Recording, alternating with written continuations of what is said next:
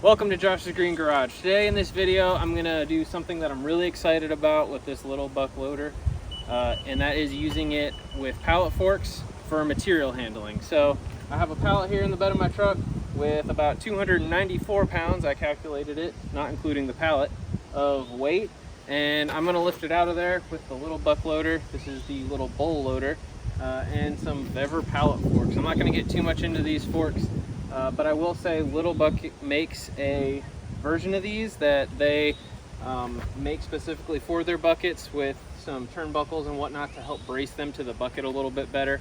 I have a set of those. I'll probably do a different video on them. However, those are only the 47-inch or 43-inch model.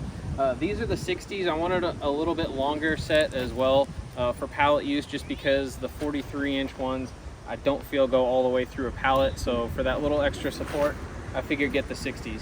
So I'm just gonna lift it off there and we'll see how it does.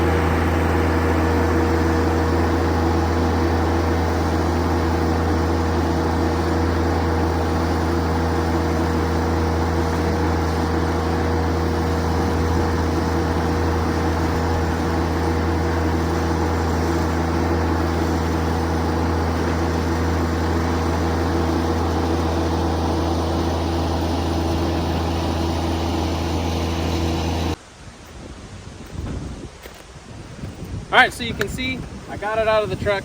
The only problem is this is a lot of weight for it, and it's pretty far ahead of where the pins for the bucket are. So it did not want to curl that much weight. I would say probably 100, 150 so pounds, about half of that weight. You'd probably be fine curling it and be able to bring it down nice and level. But at least for something this heavy, you can at least get it out of a truck. As I said, something a little bit less, you'd probably be all right. All right, so I didn't want to leave with just that. So what I did was I exactly did half of the weight, minus the pallet there again. Exactly half the weight of what we did before. We're gonna see if this will actually do a little bit better.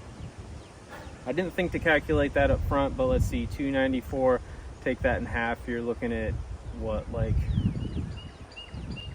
150 to 60, somewhere in there. So I think that'll be fine here. Let's check it out.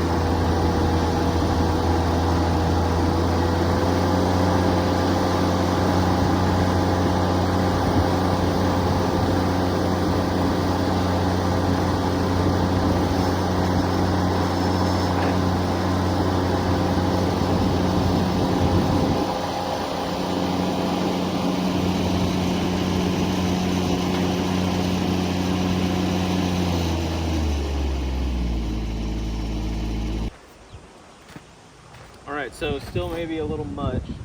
Let's take a little more off and see.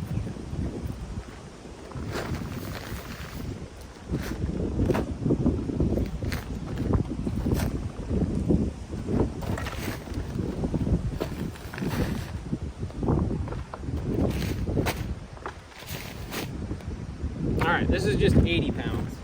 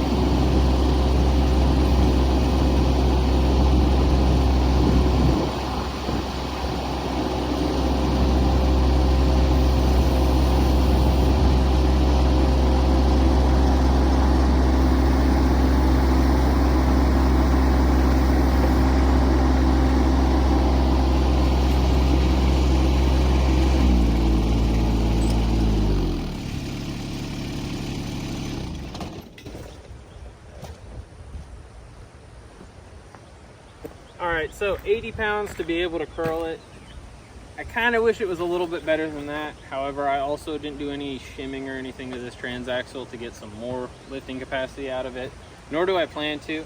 I think being able to at least lift with this a little bit, my normal intended use isn't going to be probably much more than 100 pounds anyway, and I don't think I'm going to have to do much curling with that.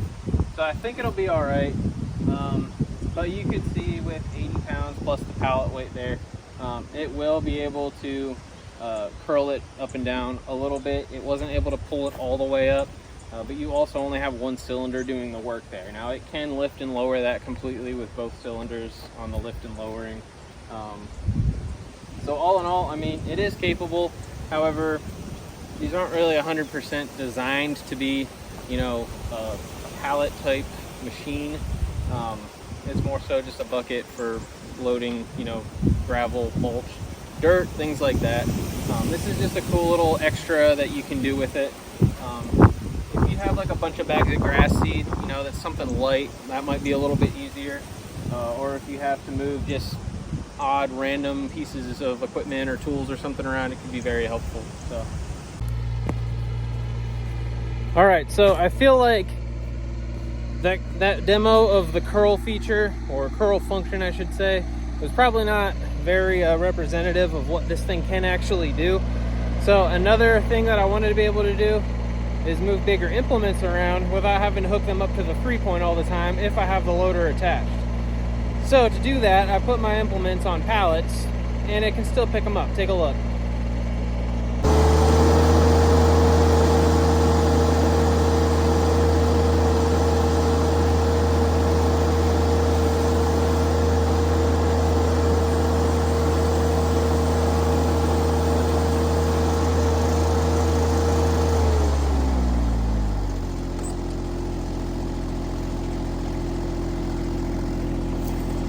So there you have it. It's pretty cool. It does everything I need it to. I do wish the curl function was a little bit better, but I guess it's understandable with just one cylinder, and that is a lot of weight on it. 80 pounds, I don't know, that seems like a little low, but hey, it is what it is. This isn't a huge 4 Series compact tractor or something. It's a garden tractor, so pretty neat stuff. Always remember, you want to have counterweight on the back of the tractor when you're doing something, especially this heavy. I know I did a little test run with this, and without any weight, the back was very light and it might have been bouncing a little bit. So remember, safety first, always have ballast weight. Going forward, I know I'm probably not going to do that much weight anymore, but it's a good test and it's a good view of what this thing can actually do. So pretty cool. I'm going to leave you guys with that. Thanks for watching. Have a good one.